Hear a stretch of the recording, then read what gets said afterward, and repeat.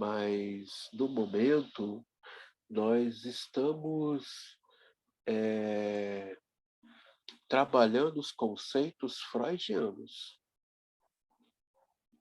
Nós estamos agora trabalhando os conceitos freudianos. Então, vamos ficar atento a isso, tá, gente? Quando fala em conceito de psicanálise, se pergunta qual deles? Freudianos, kleinianos, winnicottianos, ferencianos, lacanianos, qual conceito está me falando? Cabe aí estarmos atentos a isso, tá, gente?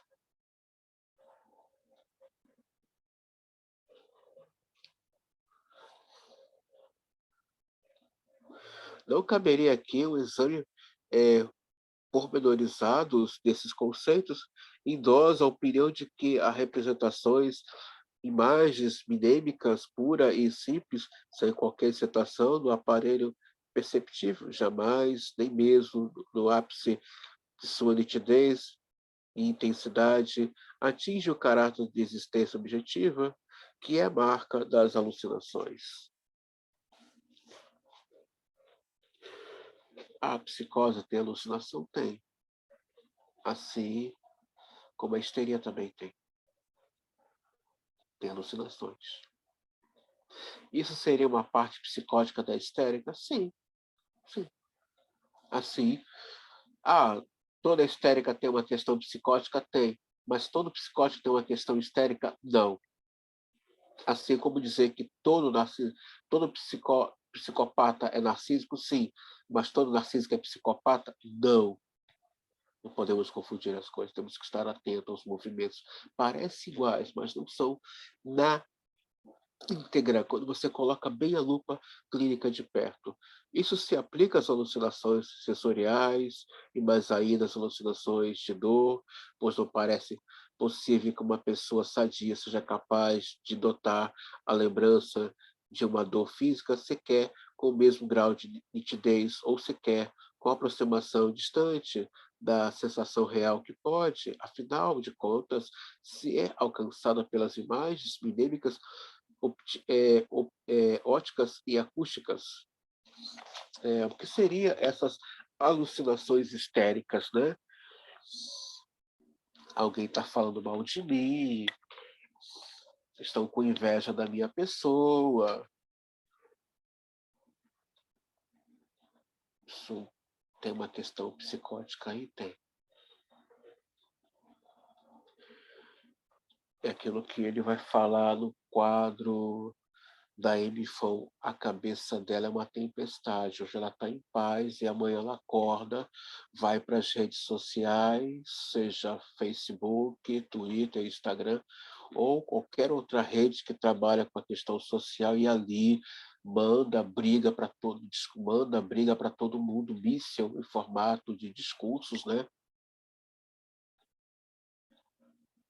Mas ontem não estava cantando louvores, não estava escrevendo poemas. O que aconteceu com essa pessoa que acordou hoje, está em guerra, está num quadro de guerra com todos? Pode estar ali psicotizando? Pode. Pode estar alucinando uma coisa que não está acontecendo? Pode. Sim, pode estar acontecendo. Mesmo no estado alucinatório normal, as pessoas sadias que ocorrem durante o sono, nunca há, creio eu, sonhos de dor, a menos que a sensação real de dor esteja presente. Essa excitação retrogressiva que emana do órgão da memória e atua sobre o aparelho perceptível por meio de reproduções é, portanto, no curso normal das coisas, ainda mais difícil no caso da dor do que do das sensações visuais e auditivas, uma vez que as alucinações de dor surgem com tanta facilidade na histeria. Devemos pressupor uma excitabilidade anormal do aparelho relacionado com as sensações de dor. Essa excitabilidade surge não apenas sob o domínio das ideias, mas também sob estímulos periféricos, da mesma forma que o eretismo dos vasomotores que examinamos acima. É uma observação cotidiana constatar que as pessoas com nervos normais, as dores periféricas são provocadas por processos patológicos não dolorosos em si mesmos, localizados em outros órgãos. Assim surgem as dores de cabeça decorrentes das alterações relativamente significantes no nariz ou nas cavidades vizinhas, e nefralgias de nervos intercostais e braquiais provenientes de patologias do coração. Quando a sensibilidade é normal, que fomos obrigados a postular como condição necessária para alucinações de dor, acha-se presente no paciente, essa estabilidade também fica à disposição, por assim dizer. As irradiações que acabo de mencionar. As irradiações ocorrem também em pessoas não neuróticas, são mais intensificadas e formam-se irradiações de um tipo que, na verdade, só encontramos em pacientes neuróticos, mas que se baseiam no mesmo mecanismo que as outras. Dessa forma, a neofragia ovariana depende, creio eu, das condições do aparelho genital. Quando o Freud fala aqui dessa questão dessas dores, né? Nós vamos ver isso mais lá na frente, na questão das fases. Ele está falando da ausência do afeto, tá, gente? Aonde há ausência do afeto, há ali o abandono. O abandono começa onde o afeto não chegou. Não tem afeto, tem abandono. Temos que tomar cuidado com isso. As fases oral, anal, das genitálias, edípica, né? Fase oral, fase anal, genitálias e edípica, são 4 fases. Essas faltou ali o afeto. O afeto ali não chegou. Não chegou.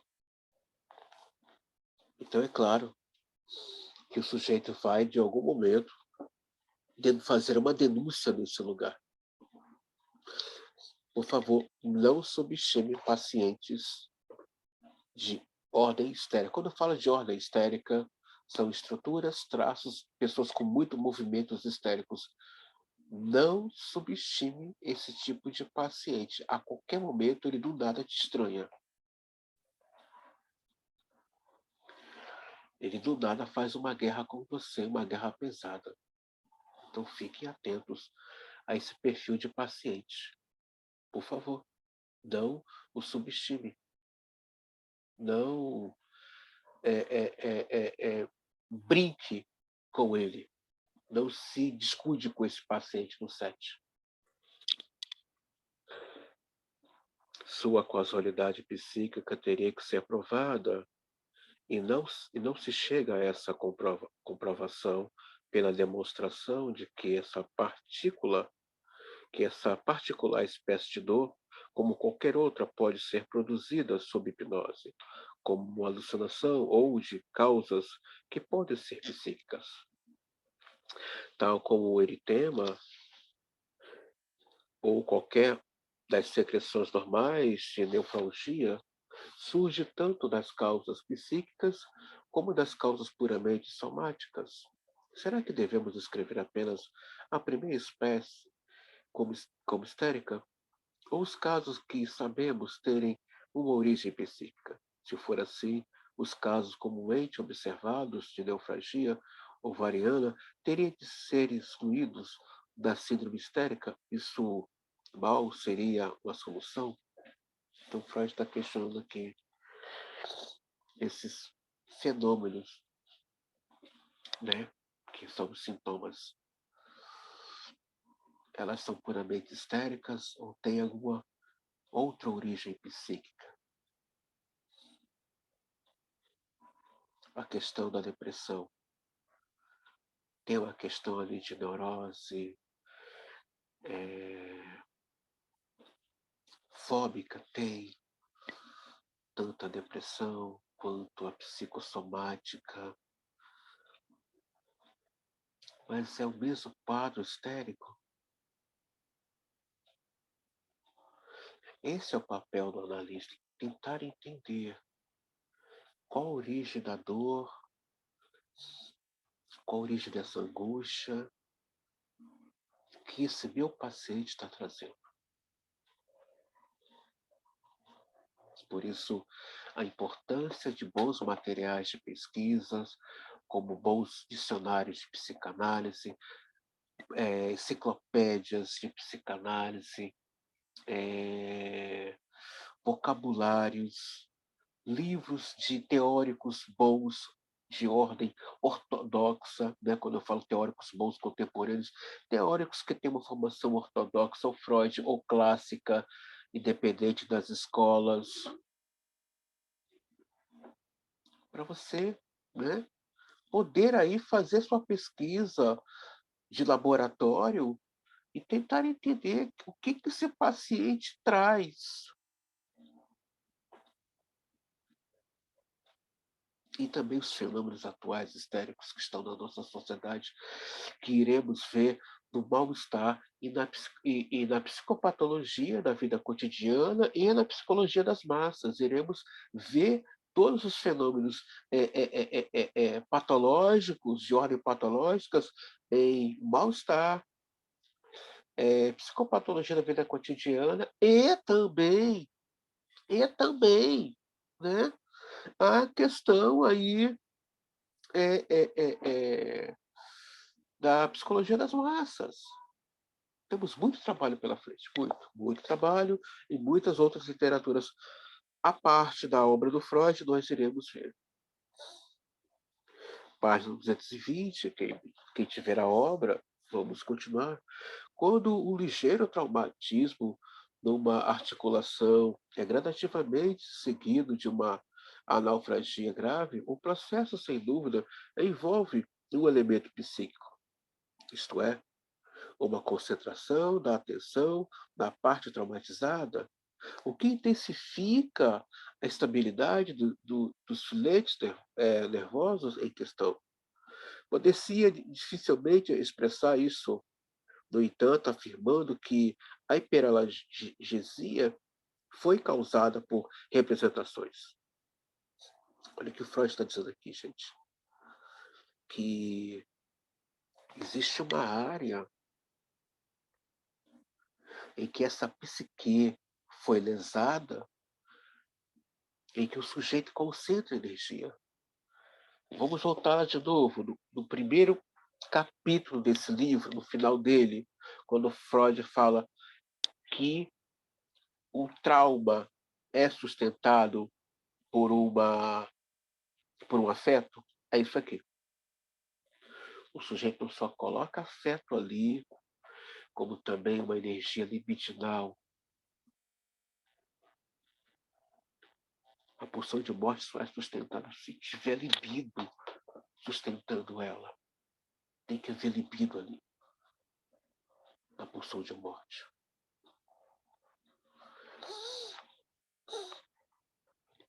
Lembrando que esses afetos que eu falo aqui é de ordem consciente, não é consciente, tá, gente? O mesmo se aplica à diminuição patológica da sensação. Não está de modo algum provado, e é improvável, que a analgesia geral ou analgesia de partes individuais do corpo des, desco, desacompanhada de anestesia seja provocada por representações. E mesmo que as descobertas de Billy e Janet fossem por confirmadas por completo, no sentido de que a hemianestesia é determinada por uma condição psíquica peculiar, por uma divisão da psique. O fenômeno seria psicogênico, mas não ideogênico. e, portanto, de acordo com Moebius, não deve ser denominado histérico. Se existe, portanto, um grande número de fenômenos histéricos, característicos que não podemos supor que sejam ideogênicos, pareceria acertado limitar a aplicação da tese de Moebius. Não definiremos como histéricos os fenômenos patológicos que são causados por representações, mas apenas asseveremos que um grande número de fenômenos histéricos, provavelmente mais do que suspeitamos hoje em dia, são ideogênicos, mas a alteração patológica fundamental que se acha presente em cada caso e que permite representações, bem como estímulos não patológicos, produzirem efeitos patogênicos, patológicos, exige uma excitabilidade anormal do sistema nervoso. Até que ponto essa excessibilidade é de origem psíquica e uma outra questão. Ele está questionando aqui até que ponto isso aqui é de origem psíquica e não é. O sofrimento humano começa quando tudo começa a ser recalcado. Mas ele coloca uma dúvida. E aquilo que o sujeito não recalcou e que está lá? Pois é. São os fenômenos psíquicos. Tem coisas que seu paciente nem na transferência ele vai entender de onde vem esse treco. Ele não vai entender. Tem coisas que você vai identificar como analista, isso aqui é um recalque. Ele reprimiu e está aí de novo esse troço. Mas tem coisas que você vai ali virar do avesso aquele quadro clínico e é como um vírus. Você não sabe como pegou aquele vírus. Mas está lá. Está lá. O vírus está lá. É assim que acontece. Se existe, portanto, o número de fenômenos histéricos característicos que não podemos supor que sejam ideogênicos, pareceria acertado a limitar a aplicação da tese de Moebius. Não definiremos como histéricos os fenômenos patológicos que são causados por representações, mas apenas asseveremos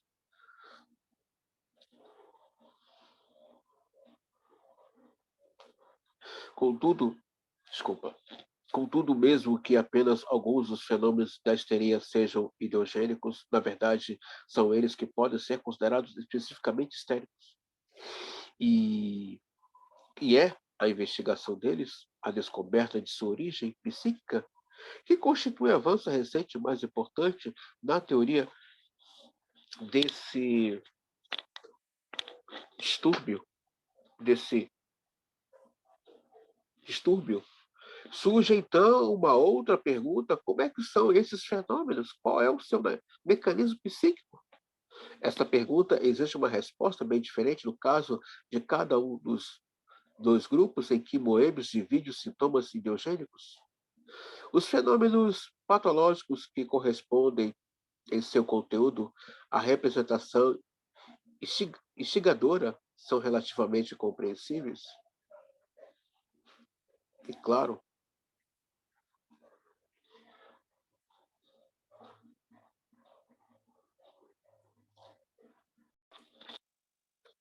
quando a representação de uma voz ouvida não faz apenas ecoar francamente no ouvido interior, como acontece às pessoas sadias, mas leva a ser percebida de maneira alucinatória, como uma sensação acústica ou objetiva real. Isso pode ser equiparado a fenômenos familiares da vida normal, aos sonhos, e é bem inteligível com base na hipnose, a estabilidade anormal. Sabemos que cada movimento voluntário é a ideia do resultado a ser alcançado, que dá início à contração muscular pertinente.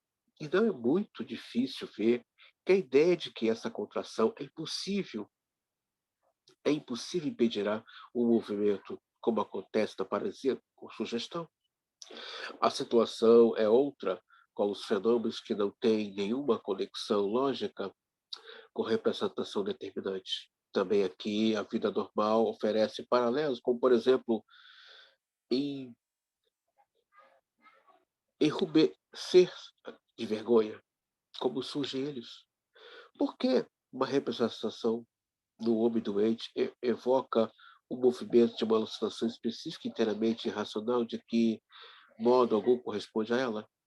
Em nossa comunicação preliminar, sentimos-nos em condições de dizer algo sobre a relação casual com base nas observações em nossa exposição do assunto. Entretanto, introduzimos e empregamos sem o justificar o conceito de situações que influem ou têm de ser abreagidos. Esse conceito é de fundamental importância para o nosso tema e para a teoria das neuroses em geral. Parece exigir e merecer um exame mais detalhado. Antes de passar a efetuá-los, devo pedir desculpas por levar o leitor de volta aos problemas básicos do sistema nervoso.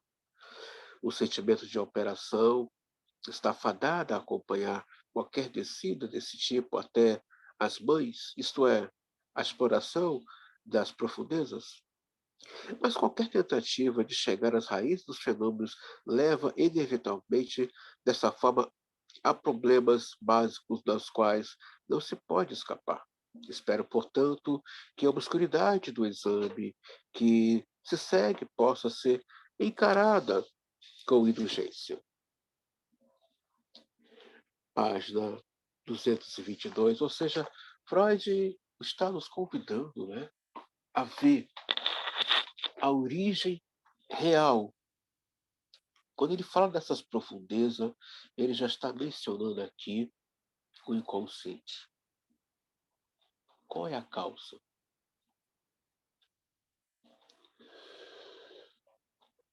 O que faz realmente o ser humano sofrer? É um questionamento particular dele, né? O que faz essa pessoa sofrer?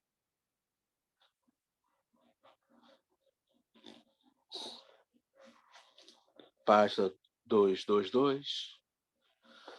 As excitações tônicas intracerebrais, os afetos. Conhecemos duas condições extremas do sistema nervoso central: um estado lúcido de vigília e um sono desprovido de sonhos. Uma transição entre elas é proporcionada por uma série de condições com todos os graus des, e decrescente lucidez. O que nos interessa aqui não é a questão da finalidade do sono, sua base física. Seus determinantes químicos, seus determinantes químicos ou vasomotores, mas a questão da distinção essencial entre as duas condições.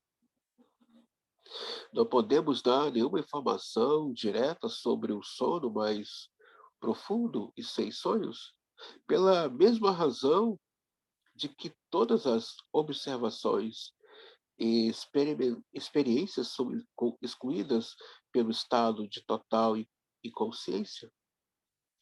Mas o que tange a condição fronteira do sono acompanhado pelos sonhos, pode-se fazer as acessões que se seguem? Em primeiro lugar, quando estando nessa condição, tensionamos fazer movimentos voluntários, de andar, falar. Isso não faz com que as contrações correspondentes dos músculos sejam voluntariamente iniciadas, como na vida de vigília. Em segundo lugar, os estímulos sensoriais talvez sejam percebidos, muitas vezes forçam sua entrada nos sonhos, mas não são apercebidos, isto é, não se tornam percepções conscientes. Além disso, as representações que emergem não ativam, como na vida de vigília, todas as representações vinculadas a ela e que se encontram presentes na consciência potencial. O grande número destas últimas permanece não excitado. Por exemplo, descobrimos-nos falando com a pessoa morta sem nos lembrarmos de que está morta. Como é que é isso?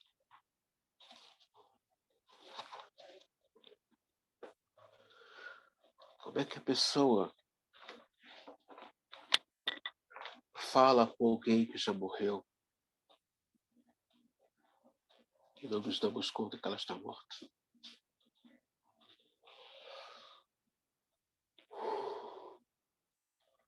Aqui já é um prefácio para o 4º volume, que é a Interpretação dos Sonhos. O volume 4 e 5, Interpretação dos Sonhos. Como é que é isso?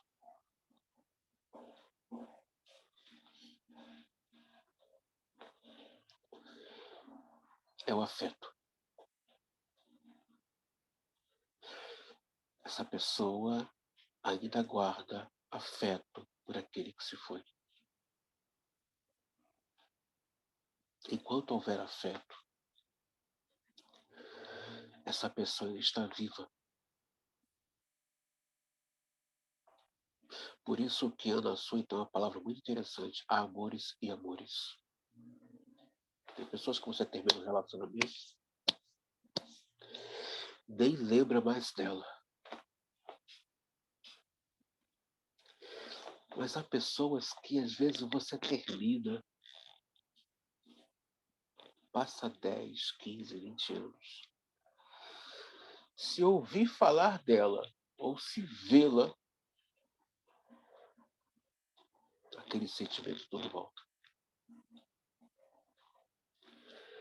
Aquela pessoa foi muito afetada, não só afetada, mas foi marcada. O investimento de Bitcoin foi muito pesado. Marcou. Então, existem membros na família que às vezes a pessoa vai lembrar, mas às vezes não vai lembrar de ninguém, nem vai aparecer no sonho. Então, aqui temos já um ensaio, um rascunho para o que iremos estudar lá na frente, interpretação dos sonhos. Temos aqui um rascunho. O rascunho.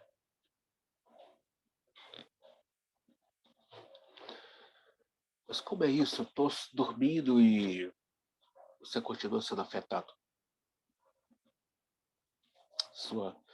Você dorme, o inconsciente não dorme. O inconsciente não dorme, gente. Ele é aquilo que o Lacan fala, o incansável trabalhador. Ele é aquele proletariado que não para. Ele não para. Mesmo você ou eu dormindo, o inconsciente continua com a sua percepção a 1000 por hora. Se na madrugada a sua percepção aumenta cada vez mais.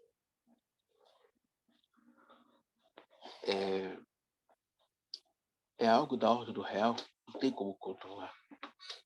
A gente temos uma fantasia, uma ilusão que controlamos as coisas.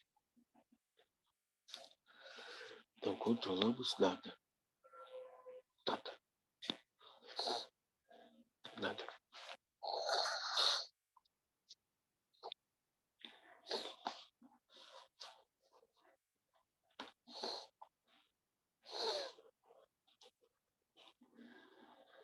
Além disso, as representações que emergem, né?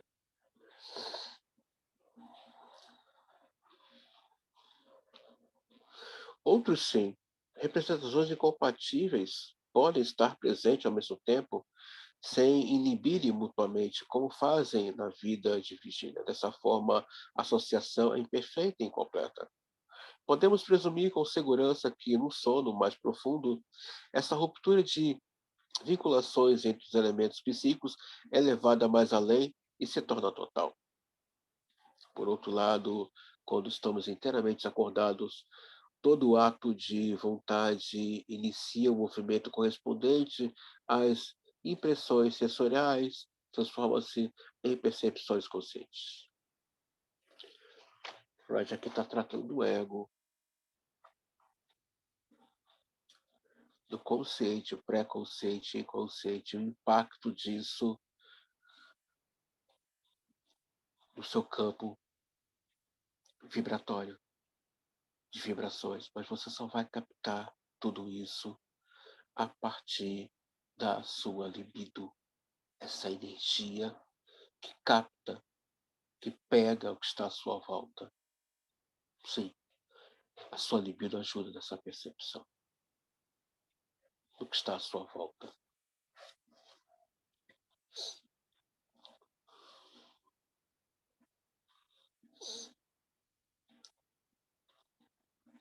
Nesse estado, o cérebro funciona como unidade, com conexões internas completas. Talvez estejamos apenas descrevendo os fatos com outras palavras.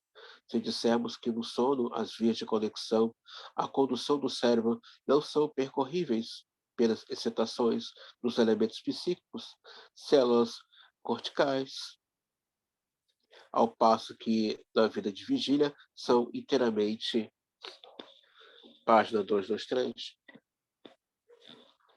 A existência desses dois estados diferentes das vias de condução, ao que parece, só pode tornar-se inteligível se supormos que na vida de vigília essas vias se encontram no estado de excitação tônica.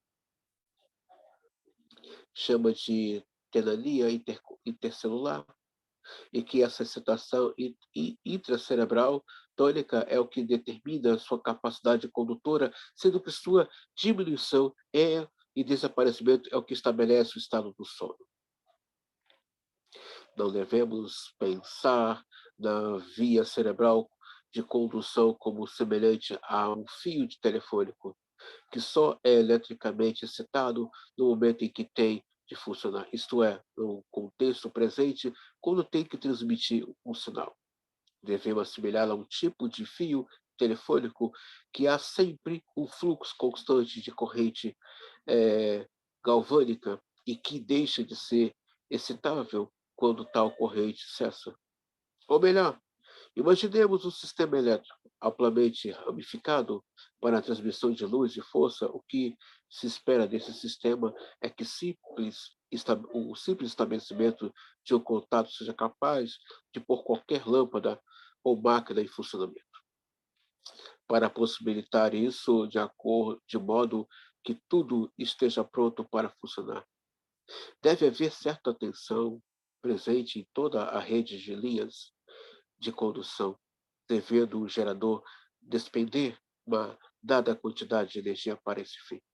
Da mesma forma, há uma certa quantidade de excitação presente nas vias condutoras do cérebro quando este se encontra em repouso, mais desperto e preparado para trabalhar. O que Freud está falando aqui, gente? Dessa energia que não para. Dessa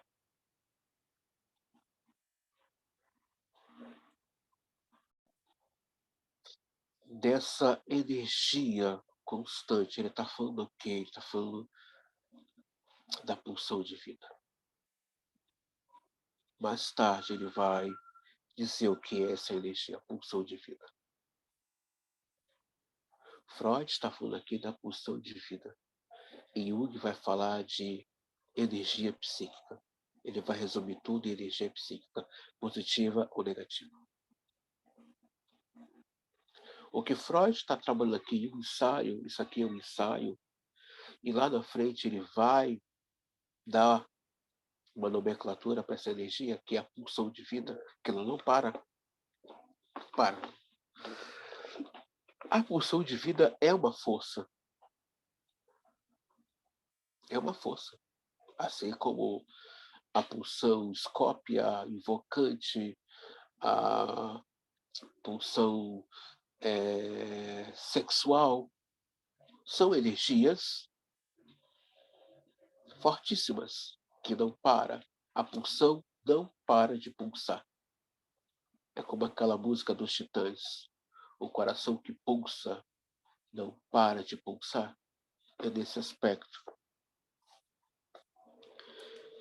Esse conceito é apoiado pelo fato de estar meramente desperto, sem realizar qualquer trabalho. Dá lugar à fadiga e produz a necessidade de dormir. O estado de vigília, sim, provoca o consumo de energia, sim. Durante o sono, esse corpo precisa, esse inconsciente trabalha. Quando estamos dormindo, quem entra em atividade involuntária para trabalhar é o nosso corpo. Mas quem está por trás de toda essa produção, né, de energizar, renovar as energias, é o inconsciente. Você nunca se deu conta que quando você dorme, você não para de respirar? Você nunca se deu conta de que quando você está dormindo, seu coração não para de bater? Mas tem uma questão aqui. O sonho afeta esse corpo. O sonho, não importa a ordem, afeta esse corpo. Então estão conectados, não estão desconectados. Até os sonhos de ordem atemporal, passado, presente e futuro, afetam esse corpo. Se você tem um pesadelo, você transpira. E você acorda com os batimentos cardíacos acelerados. Se você tem um sonho erótico, né, e você ejacula durante o sono, que é uma saída, né, dessa pulsão, foi afetada por esse sono. Mas quem está por trás disso? Quem está no comando quando você está dormindo? Quem é que está no comando de tudo, para que tudo funcione quando você ou eu estamos dormindo? É o inconsciente. Você sabia que o último órgão, mesmo depois de morto, você sabia que ainda escutamos? Não? Pois é, a ciência prova isso. E você sabia que o seu inconsciente não está morto quando estamos mortos? Não. Ele precisa destruir esse corpo. Quando o sujeito está morto, a audição ainda funciona. Não está morto. E o inconsciente ainda está acordado. Ainda está em atividade. Ele tem que fazer agora o último trabalho de operação, que é desfazer esse corpo. Ah, não, a biologia, a medicina, a anatomia dá lá a sua resposta teórica. Muito bem. Mas quem está no comando? Como é que se explica corpos de 500 anos que não estão em decomposição? Como é que se explica isso? Como é que se explica encontrar uma múmia de quase 8.000 anos, 4.000 anos, 6.000 anos que não está em decomposição? Como é que é isso?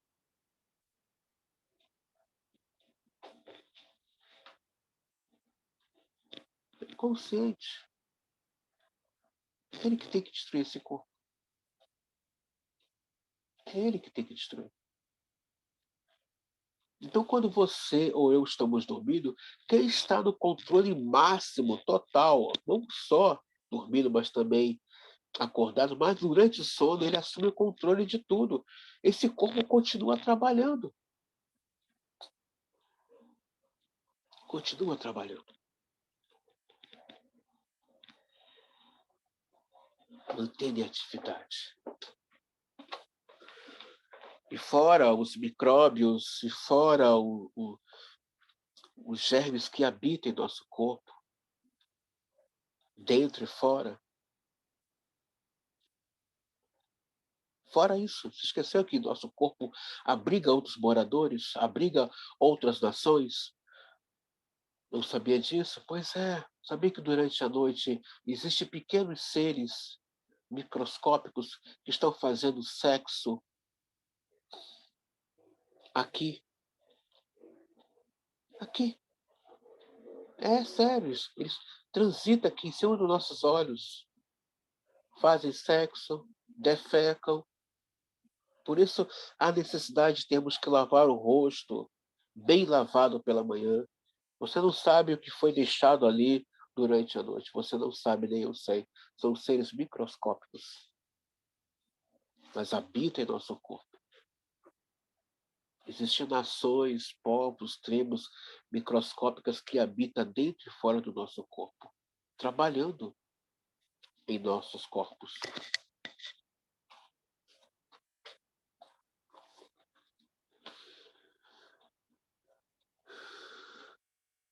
Quando o cérebro está realmente trabalhando, exige-se, sem dúvida, um consumo maior de energia.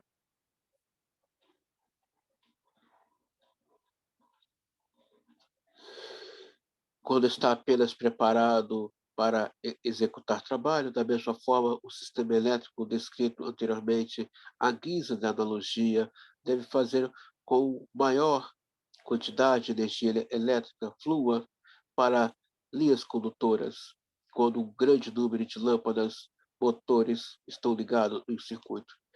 Quando o funcionamento é normal, não se libera maior quantidade de energia do que empregada de imediato na atividade. O cérebro, contudo, comporta-se como um daqueles sistemas elétricos de capacidade restrita que são incapazes de produzir ao mesmo tempo uma quantidade superior de luz e de trabalho mecânico.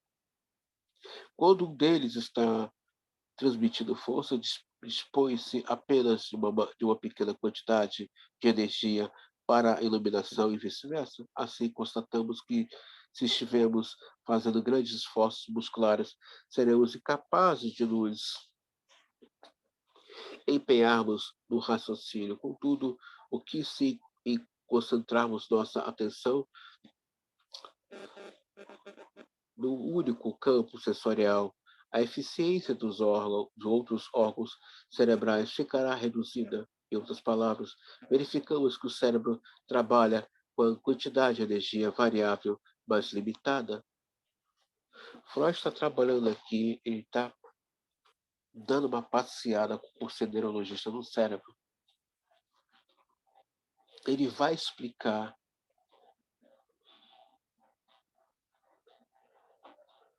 como fica danificada essa energia quando o sujeito se encontra adoecido. Sim. A psicossomática é uma energia que não está circulando corretamente nesse corpo.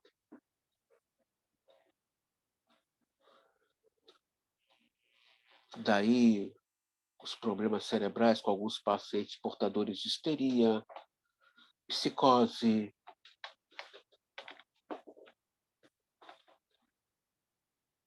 depressão. O funcionamento fica complicado, fica comprometido. Daí a importância lá na frente, quando o Zimmermann fala da importância da pulsão de vida. Uma vez que esse sujeito se encontra bem, a pulsão de vida começa a organizar essa psique a partir da estrutura psíquica e daí, né, trabalhar agora esse corpo, energizar.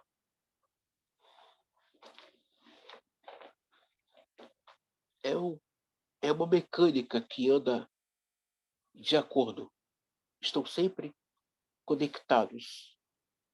E uma vez que esse fluxo está impedido, o sujeito adoece. Adoece. Adoece bastante.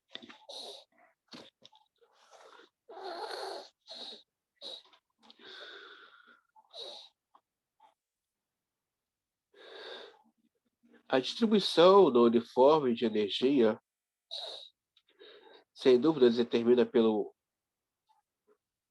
denominada de facilitação pela atenção, para o aumento de capacidade condutora das vias em uso de um descréscimo da capacidade das outras. E assim, no cérebro em funcionamento, a excitação tônica intracerebral também é distribuída de maneira não uniforme. Despertamos uma pessoa que está adormecida, ou seja, elevamos de repente a quantidade de sua excitação intracerebral tônica, fazendo que o vívido estímulo sensorial exerça influência sobre ela. Essas alterações da circulação sanguínea cerebral são aqui elos essenciais na corrente causal, e se os vasos sanguíneos são diretamente dilatados pelo estímulo ou se a dilatação é consequência da excitação dos elementos cerebrais. Tudo isso é incerto. O certo é que o estado de excitação, penetrando por uma das portas dos sentidos, espalha-se pelo cérebro e, a partir desse ponto, se torna-se difuso e leva todas as vias de condução a um estado de facilitação mais elevado. Ainda não está nada esclarecido, é normal, como ocorre o despertar espontâneo, se é sempre a mesma parte do cérebro que entra no estado de excitação de vigília, e se a excitação, então, se difunde a partir dali. Ou, ora outro grupo de elementos atua como o agente que desperta.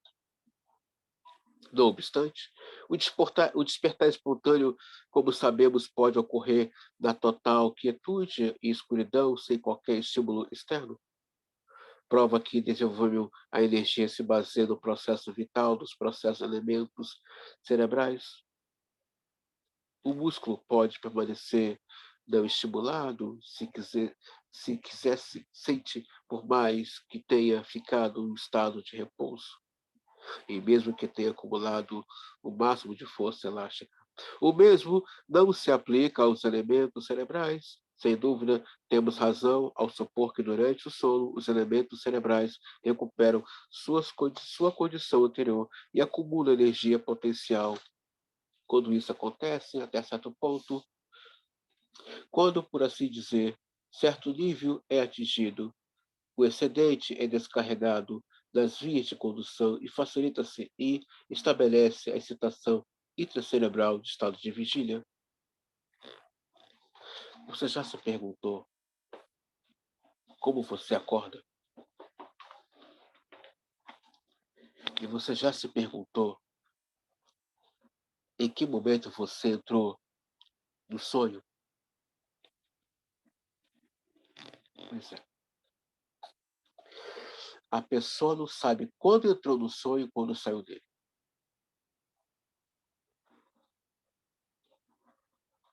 Como é que é isso? Quando é o momento certo de despertar?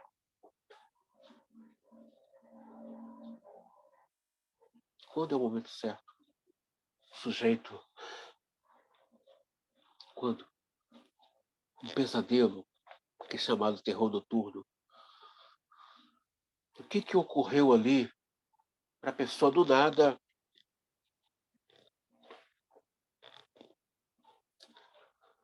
Ainda não chegamos a interpretações do sonho, mas eu vou dar uma dica para vocês.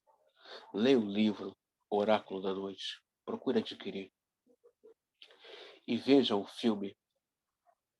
Tá, não sei se está no Netflix, mas no Amazon Prime está. E no HBO Max e no Telecine também. Se você tiver uma dessas 4 assinaturas, escolha uma delas para poder assistir.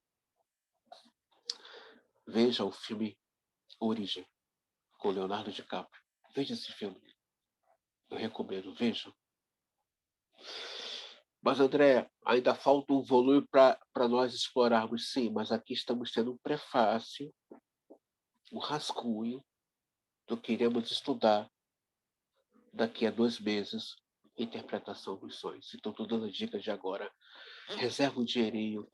Sei que tem gente que não tem o hábito de comprar o livro, mas você que é aspirante ou psicanalista, desenvolva o hábito, não comprar por comprar, mas comprar por uma finalidade de pesquisa, leitura.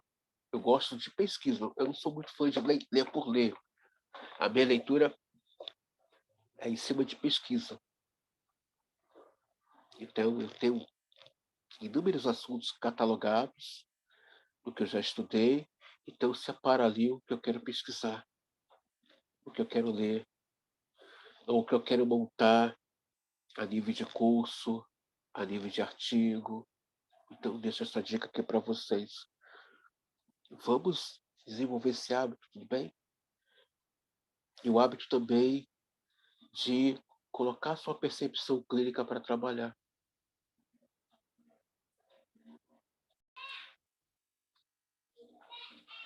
Assim, os elementos cerebrais devem serem restaurados por completo, liberam certa quantidade de energia mesmo quando estão em repouso.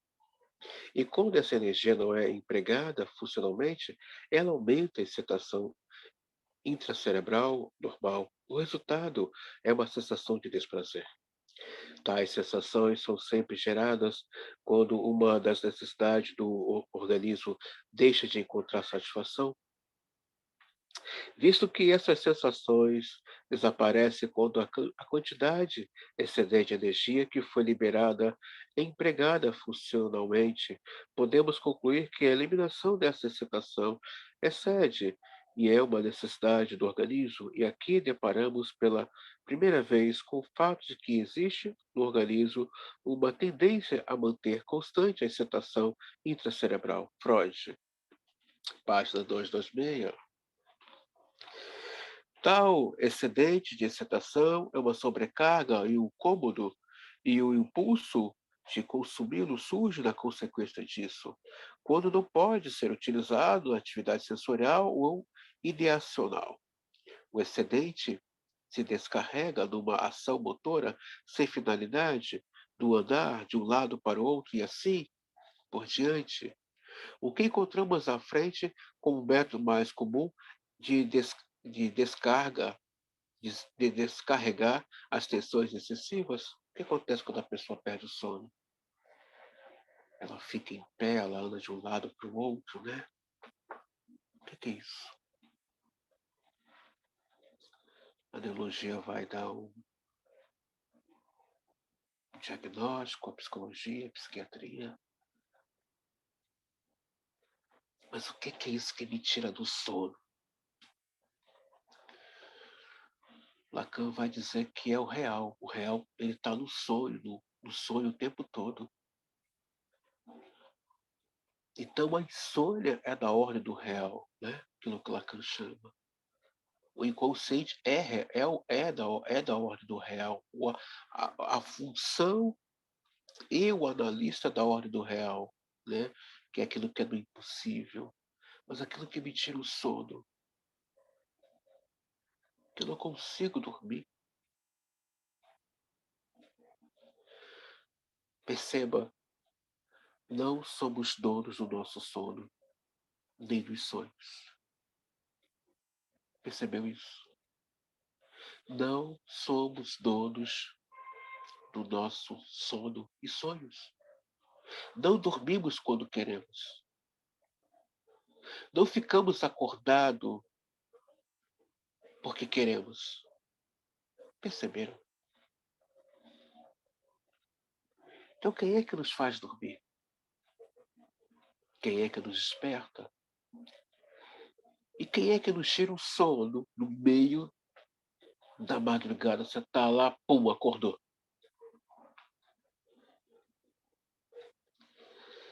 E daí você não dorme mais.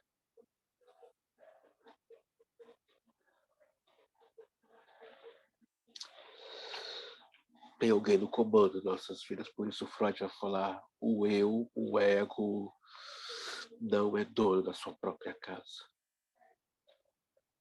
Então, quando você for dormir hoje, pense quem é que te coloca para dormir. Quem é que desperta você? E quem é que te arranca do sonho e daquele sono mais profundo, ao ponto de você andar pela casa a madrugada toda e ver o dia clarear? Quem? Você quer dormir, você tenta dormir, toma alguma coisa para se drogar e o sono não vem. O que esse réu está se apresentando ali? E que angústia é essa que me tira o sono? Estamos familiarizados com as grandes variações individuais que se encontram a esse respeito, as grandes diferenças entre as pessoas vivazes e as inertes e letárgicas, entre as que não conseguem ficar paradas, e as que têm o dom inato de espreguiçarem nos sofás, e as que têm espíritos mentalmente ágeis e os embotados, que conseguem tolerar a inação intelectual por um período ilimitado de tempo. Essas diferenças que constituem o temperamento natural de um homem, por certo, se baseiam em profundas diferenças em seu sistema nervoso. No grau em que os elementos cerebrais funcionalmente quisessentes liberam energia.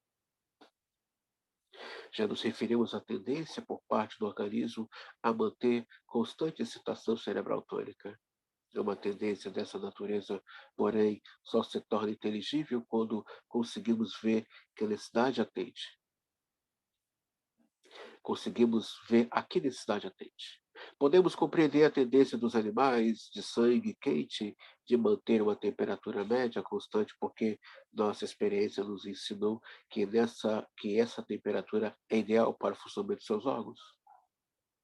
E fazer uma suposição similar quanto à constância do teor da água no sangue, e assim por diante. Creio,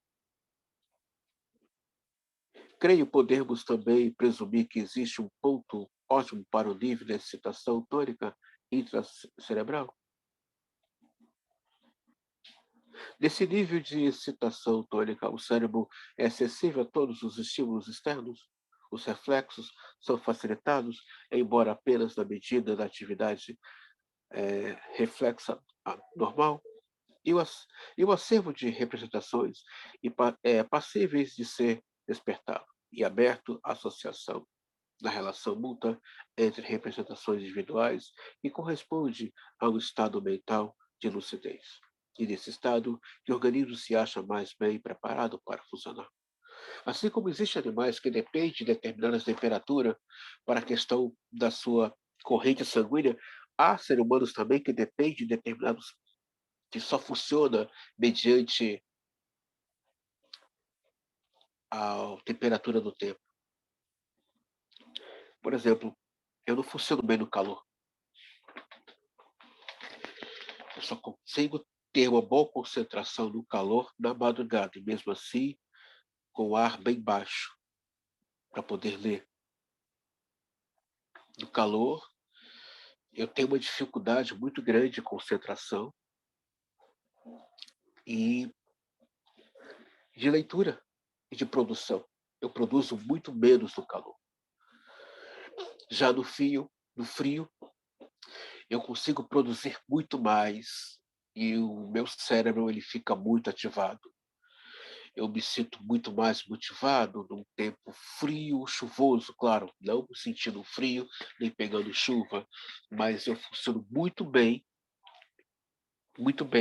desde que acordo. Ao dormir, tem um tempo de frio.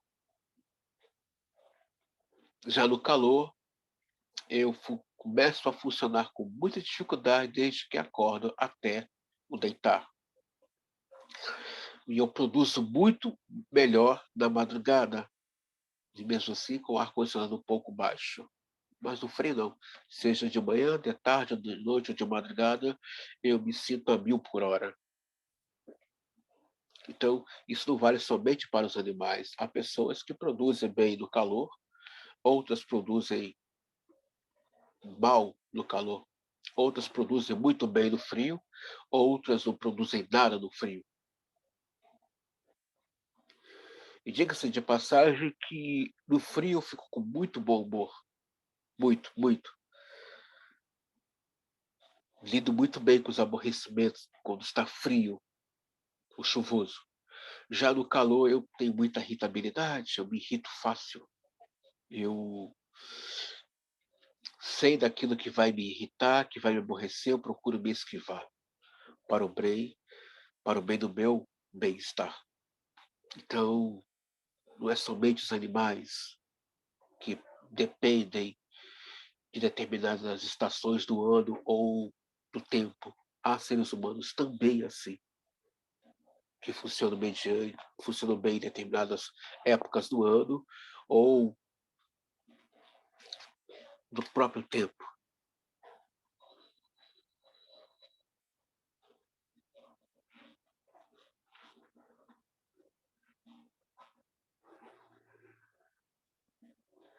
Já nos referimos à tendência, já a situação que fica alterada pela elevação uniforme, excitação tônica, contínua expectativa, se torna o organismo hiperesterístico aos estímulos sensoriais e rapidamente se tornam aflitivos e aumenta também a sua excitabilidade, reflexo acima do que é útil, inclinação ao susto. Sem dúvida, tem pessoas que têm uma tendência a tomar susto muito rápido, outras não se assustam muito rápido. Tudo isso fala desse cérebro, desse organismo, como ele lida e o seu grau de energia consigo mesmo, como está essas pulsões de ordem energéticas. Tem pessoa que não se intimida fácil, não se impressiona fácil, outras são facilmente impressionáveis, facilmente sugestionáveis, facilmente se assustar, outros não. Sem dúvida, esse estado útil para algumas situações de utilidade, mas quando aparece espontaneamente e não por quaisquer dessas razões, não melhora a nossa eficiência, mas prejudica na vida cotidiana, chamada a isso estar nervoso, na grande maioria das formas de aumento da excitação. Contudo, a superexcitação não é uniforme, porque é sempre prejudicial à eficácia. Chamamos a isso excitamento, que o organismo tende a manter no ponto ótimo da excitação e retorna a esse ponto ótimo depois de havê-lo ultrapassado. Não há de surpreender, mas está inteiramente de acordo com outros mecanismos reguladores do organismo. Permite-me, mais uma vez, recorrer à comparação com os sistemas de iluminação elétrica. A tensão da rede de linhas de condução possui também o seu ponto ótimo. Se este for ultrapassado, seu funcionamento pode ser prejudicado com facilidade. Por exemplo, os filamentos da luz elétrica podem ser prontamente queimados. Falarei mais adiante sobre o dano causado ao próprio sistema de isolamento falhar e se ocorrer um circuito.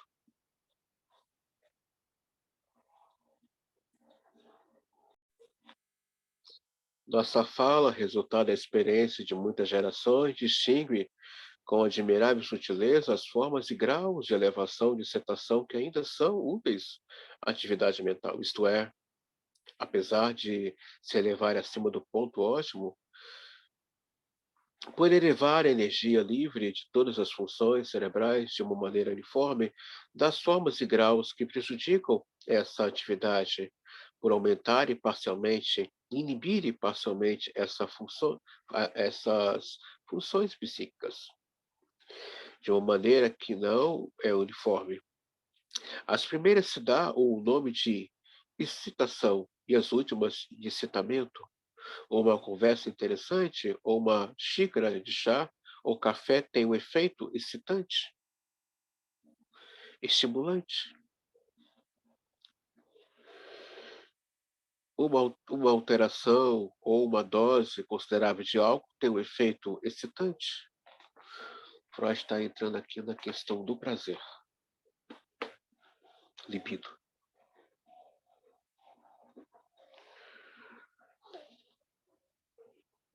Uma xícara de café é excitante, é sexual.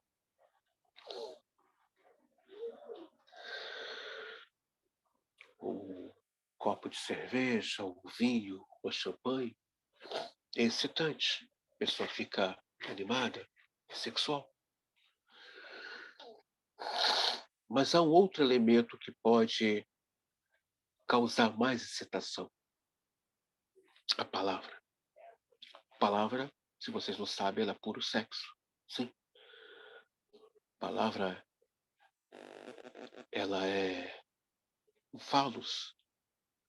Ela penetra naquilo que está vazio.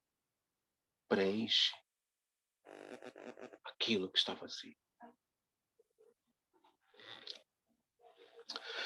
Para um bom conhecedor da mente, seja ele um hipnólogo, neurologista, psiquiatra, psicólogo ou psicanalista, principalmente um psicanalista, que conhece os elementos provocadores de excitações, ou seja, que vai de encontro à questão erótica, sabe que um bom café, com uma boa conversa, pode iniciar uma atração.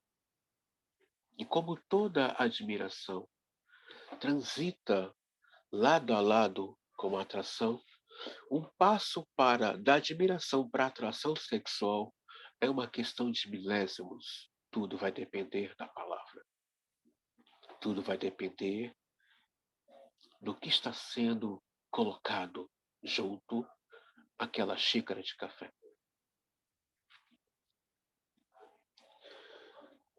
Ou aquele vinho, cerveja, taça de champanhe.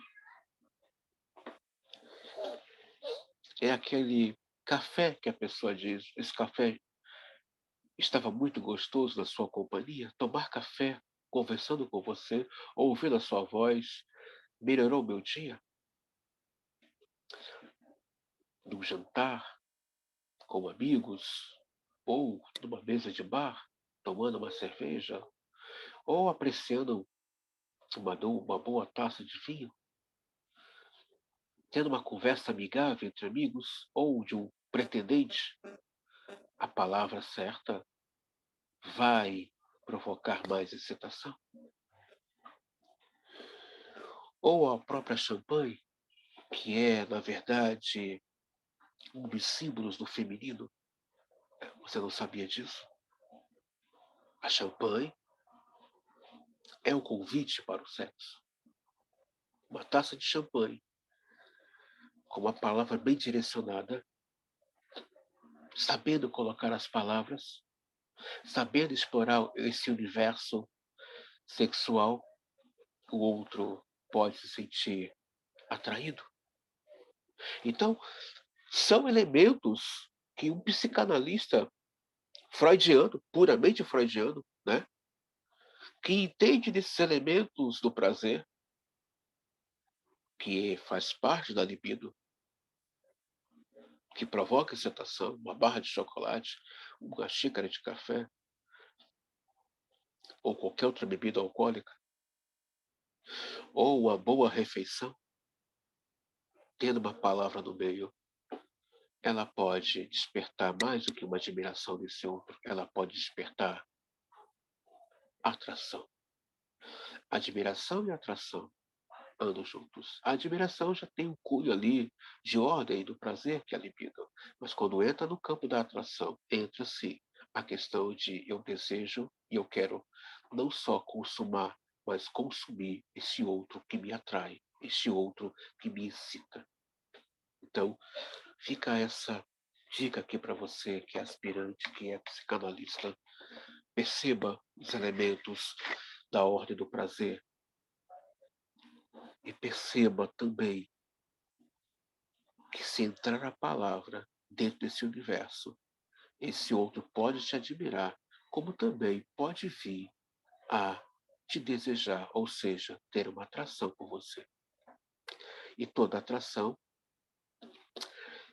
é realmente de cunho sexual, é realmente aquela coisa, eu quero não só consumar, mas eu quero consumir. É algo para estarmos atentos a esses elementos que nos rodeiam.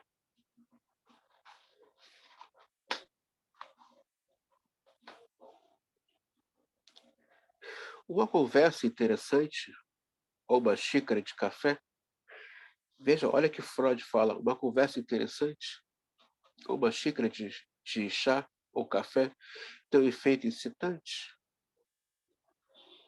né? Já parou para perceber com quem seu marido fala tanto?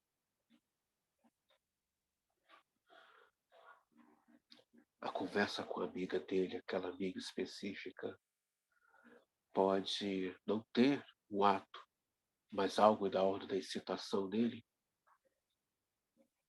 Com quem sua esposa fala que a faz rir sozinha? Quem é esse que conversando com ela ou conversando com ele deixa excitados? Eu já disse aqui, como também o Zima já falou, o fato da pessoa ter uma admiração pelo outro esbarra na libido. Só não há o ato se os egos deles não fizerem acordo com o superego.